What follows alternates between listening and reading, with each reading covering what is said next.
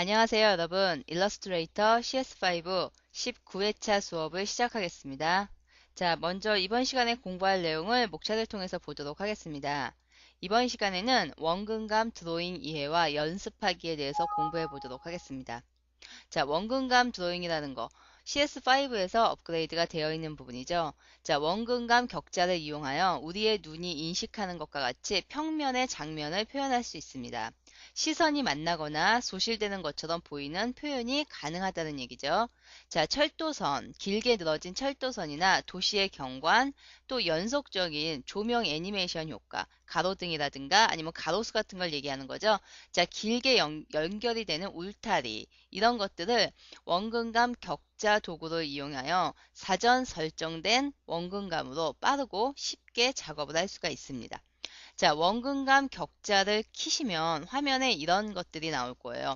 우리가 보통 일반적인 격자, 그리드하고는 좀 차이가 있죠. 자, 그러면 요거를 이제 잠깐 보고 들어갈까요? 자, 먼저 평면 위젯 해갖고 평면을 전환할 수 있는 위젯이라는 요 마크가 될 거예요.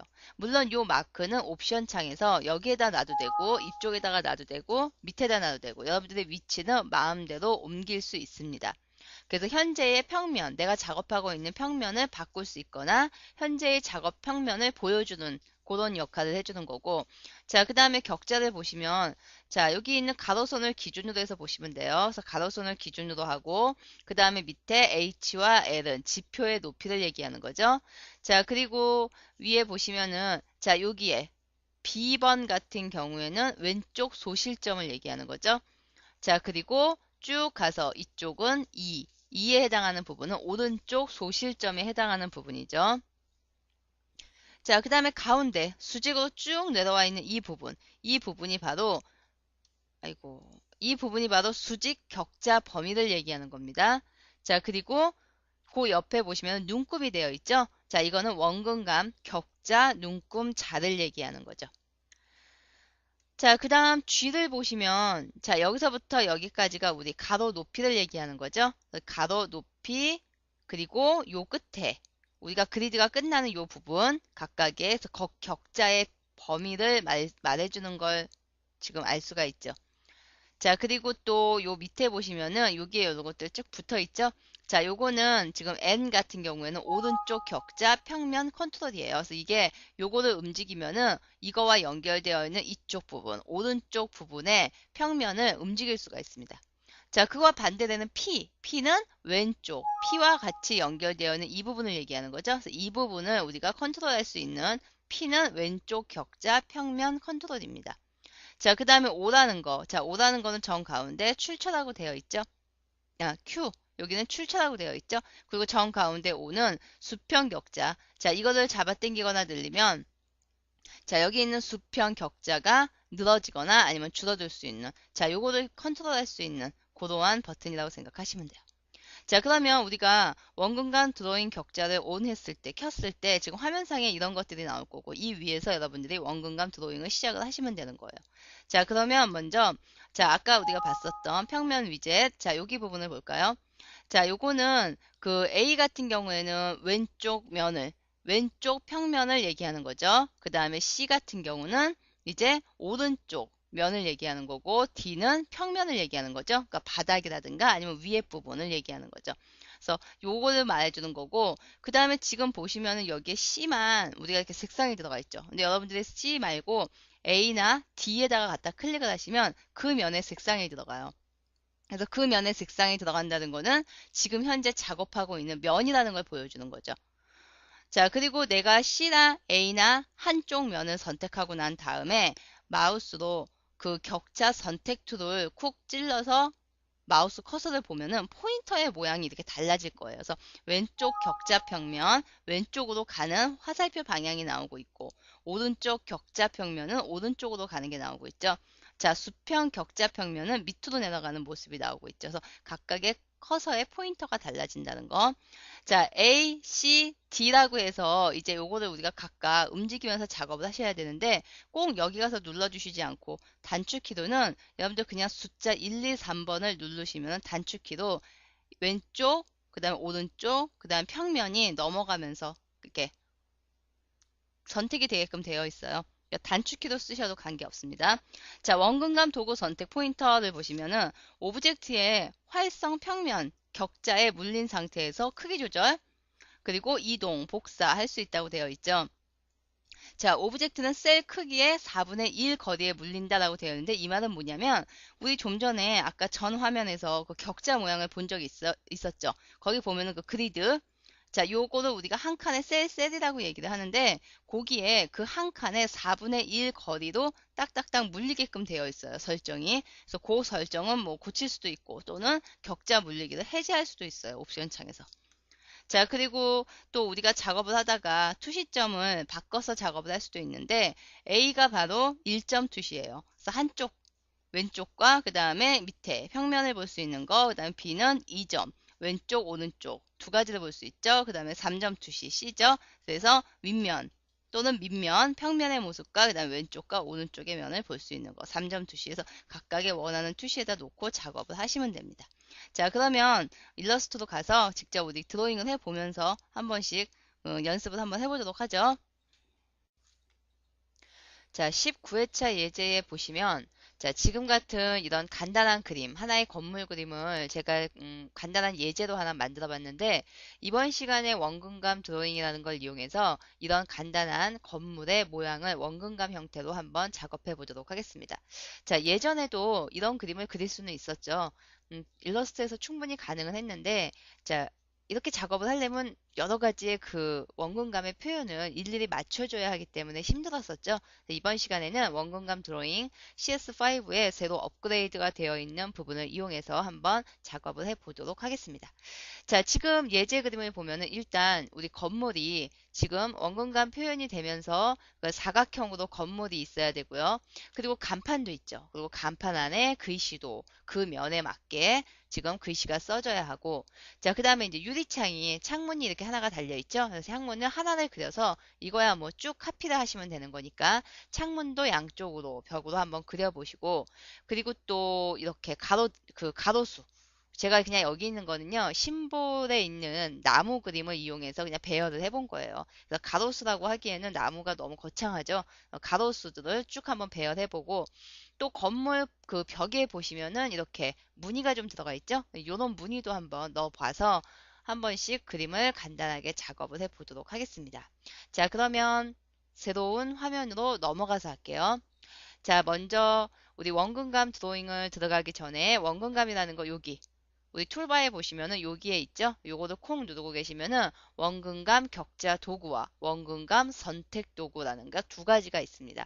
그래서 여기 있는 거를 눌러서 원근감 표현을 들어가셔도 되고 아니면 또 여기에 어디 들어가 있냐면 자, 원근감에 관련된 메뉴가 보기에 보시면은 보기에 원근감 격자라는 게 있죠? 여기에서 격자 숨기기, 눈금자 표시, 격자 물리기 이런 것들이 지금 쭉 들어와 있는 거예요. 자, 지금 보고 계시는 게 우리가 전체적으로 원근감을 지금 보고 있는 거죠. 근데 여러분들이 작업을 하면서 격자를 숨길 수도 있고 다시 꺼버릴 수도 있다는 거죠.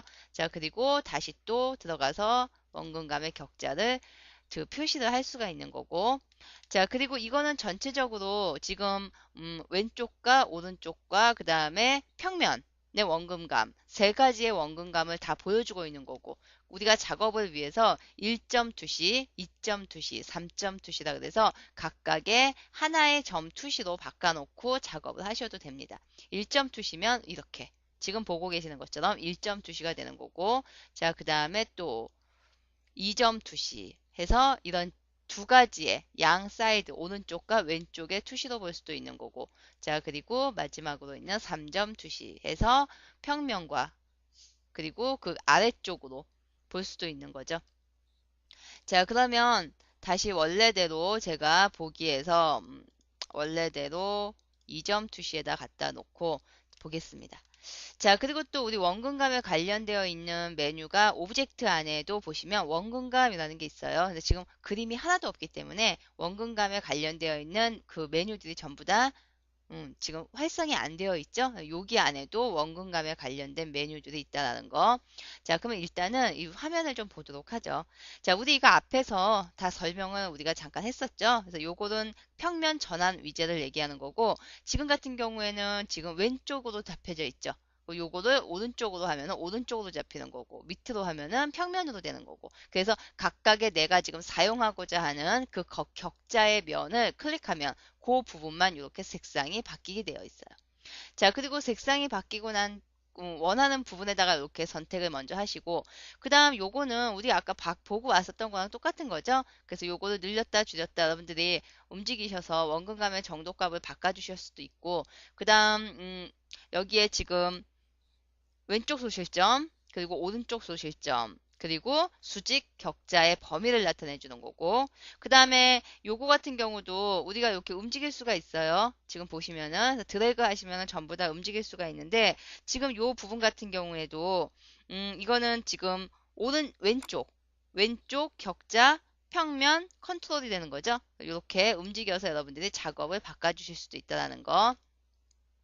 자, 일단 그림을 한번 보면서, 그려보면서 한번 볼게요. 제가 조금만 늘려서 보도록 하겠습니다. 너무 조그마니까. 자, 먼저 사각형. 일단은 가장 먼저 건물, 벽을 그려야겠죠. 빌딩을. 그래서 빌딩 그리기 위해서 제가 사각형 툴.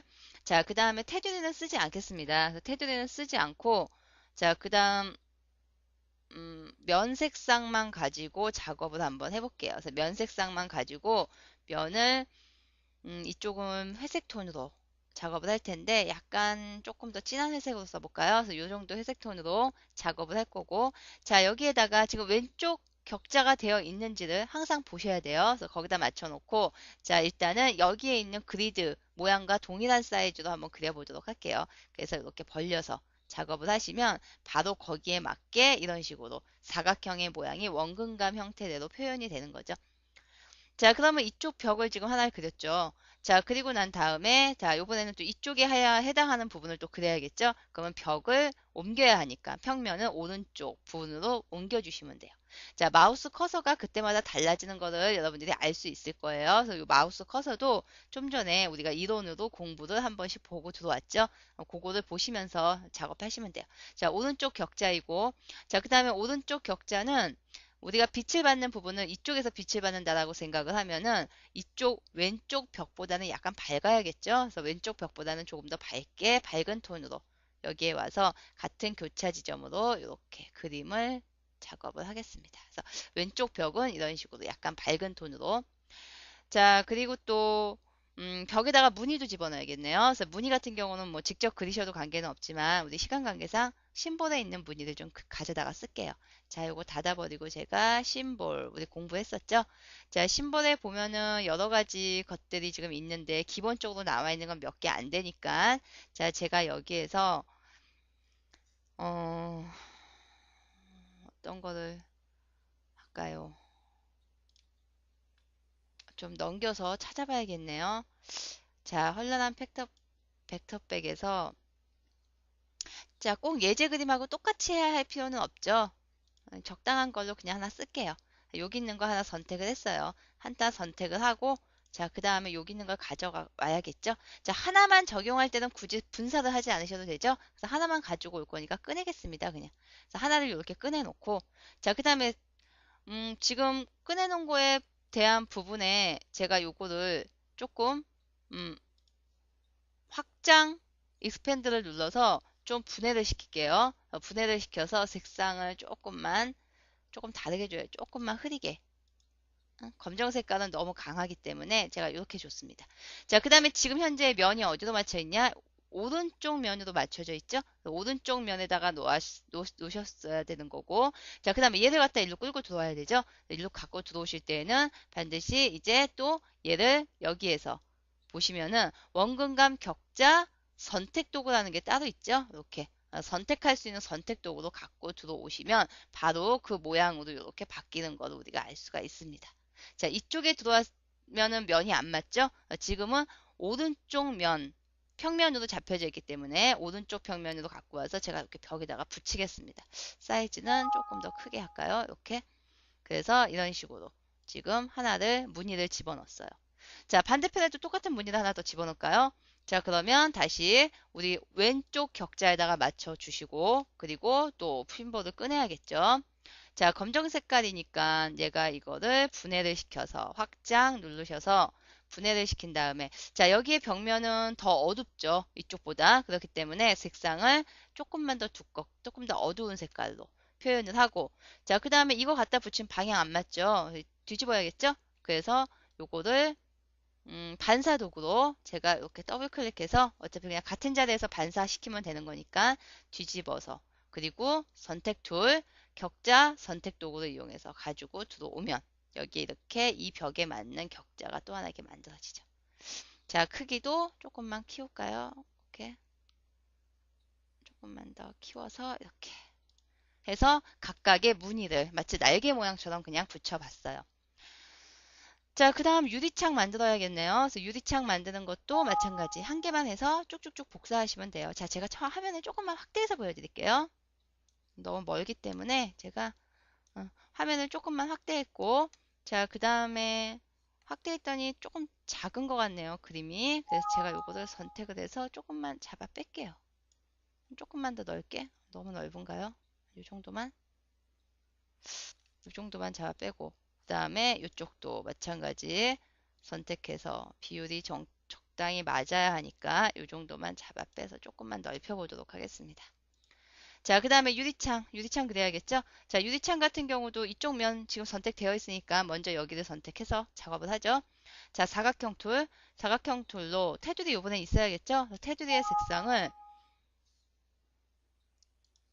사각형 툴로 일단은 테두리의 색상을 검정 색깔은 너무 검으니까 테두리의 색상을 그냥 하얀 색깔로 할까요? 하얀 색깔 정도로 봐주고 그 다음에 면 색상 거꾸로 해야겠네요. 면 색상을 흰색으로 하고 테두리는 조금 어두운 색깔로 써야겠네요. 그래서 테두리를 조금 어두운 톤으로 이렇게 갖다가 놓을까요? 식으로.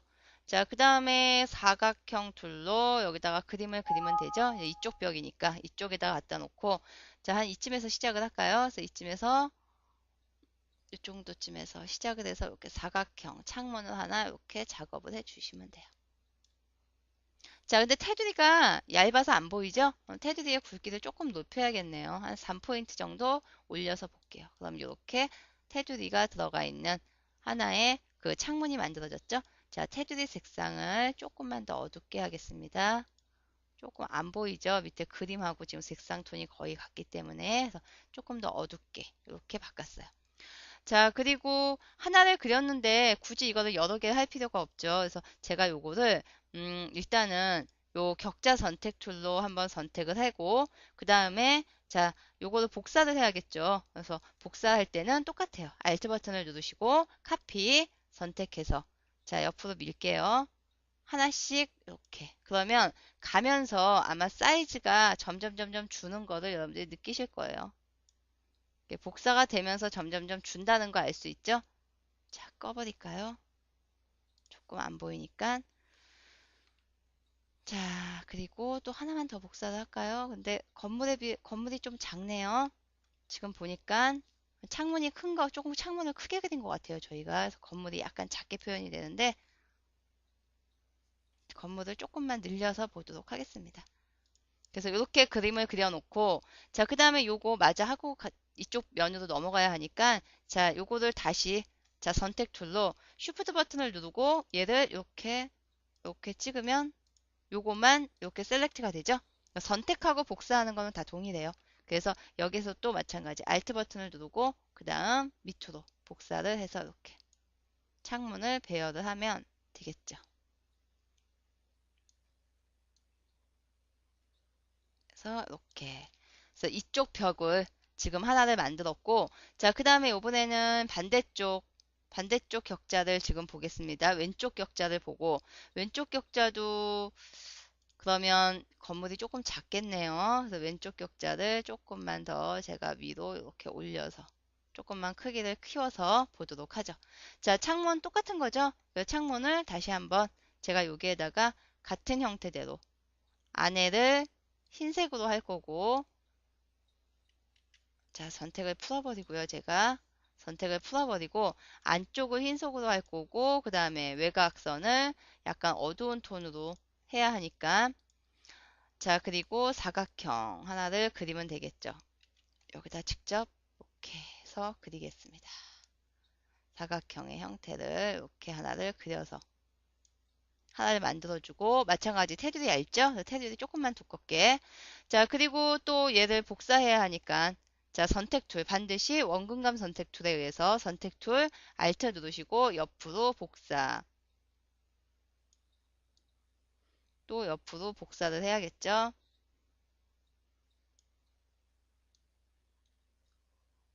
자, 하나를 더 복사하면은 너무 딱 맞네요. 요거는 여기까지만 할게요. 자, 마찬가지 Shift 버튼을 누르고 하나, 둘 선택을 해서 마찬가지 세 가지 동시에 밑으로 내려서 복사를 해 주시면 돼요. 자, 이렇게 해서 선택, 복사를 했습니다. 자, 그 다음에 이제 간판과 그리고 가로수 같은 것 좀 만들어주면 되겠네요. 자, 간판에서는 일단은 글씨가 들어간다는 게 좀 차이가 있죠. 자, 간판은 어느 방향으로 세울 거냐면, 저 같은 경우 아까 우리 예제에서처럼 저 뒤에다 세우면 안 보이니까 이 앞에다가 이렇게 세우고 싶어요.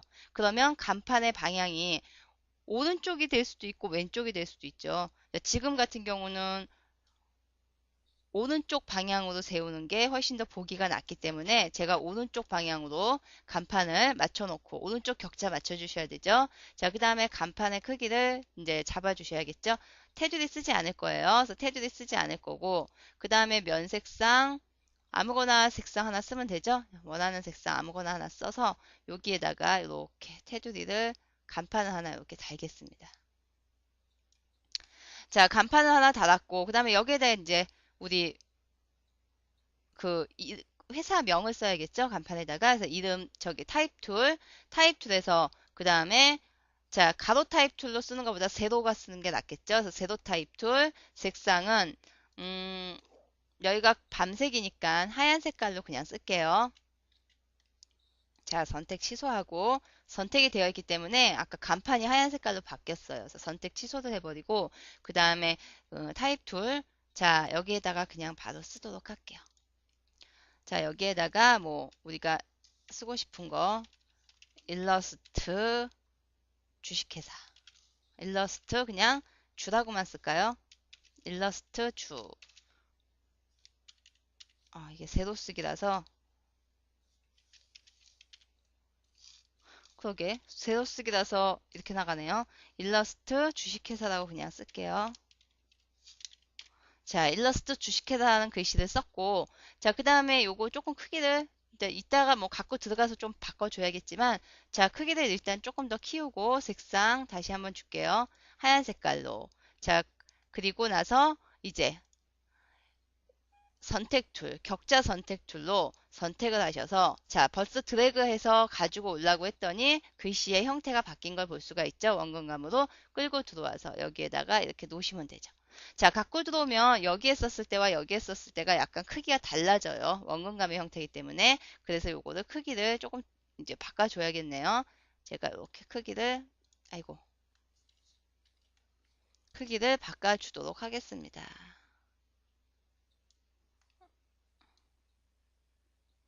이렇게 바꿔서 주도록 하겠습니다. 그래서 일러스트 주식회사라는 글씨를 썼고, 어, 지금 글자체 같은 경우 바꾸시려면 좀 더 두꺼운 채로 바꾸셔도 관계가 없었겠네요. 더 잘 보이게 하려면. 그래서 이런 식으로 우리가 건물을 하나 만들었죠. 자, 그리고 뭐 나머지 또 여기에다가 뭐 가로등이나 아니면 가로수 같은 걸 배열하고 싶다. 그냥 기존에 있는 심볼 꺼내서 작업을 하면 되죠. 윈도우에 있는 심볼 다시 열어서 여기에서 또 찾아야겠네요. 자연 같은 거 선택하셔서 아마 여기에 나무가 있을라나? 나무가 적당한 나무가 별로 없는데요. 제가 조금 찾아보도록 하겠습니다.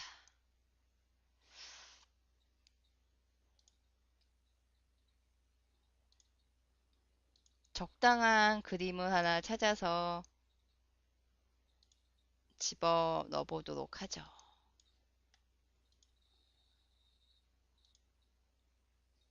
어떤 거가 날까요? 자, 우리 그냥 똑같이 예제에 있는 나무로 한번 써보도록 할게요. 자, 여기 있는 거 하나 그냥 드래그해서 바로 꺼내시면 돼요. 근데 지금 현재 면이 어디로 맞춰 있나 꼭 보셔야 되죠. 면이 어디로 맞춰 있나 보고 꺼내서 가지고 오시면 되죠. 아무데나 하나 갖고 왔고 그 다음에 격자 선택 툴로 드래그해서 가져다가 놓으세요. 반드시 선택하실 때에는 꼭 격자 선택 툴, 일반 선택 툴로 선택을 하시면 안 되죠. 그래서 격자 선택 툴로 선택을 하시고, 자, 그 다음에 또 여기를 복사해야겠죠? 그래서 복사 하나씩 옆으로 이렇게 Alt 버튼을 누르고 하나씩 옆으로 이렇게 복사를 해서 나열을 하면 더 낫겠죠. 자, 이렇게 놨고, 그 다음에 반대쪽도 하려면, 자, 격자, 왼쪽 격자로 맞춰주시고, 다시 심볼 꺼내시고요. 자, 그 다음에 격자 선택 툴로 반드시 얘를 선택, 드래그해서 갖고 오세요.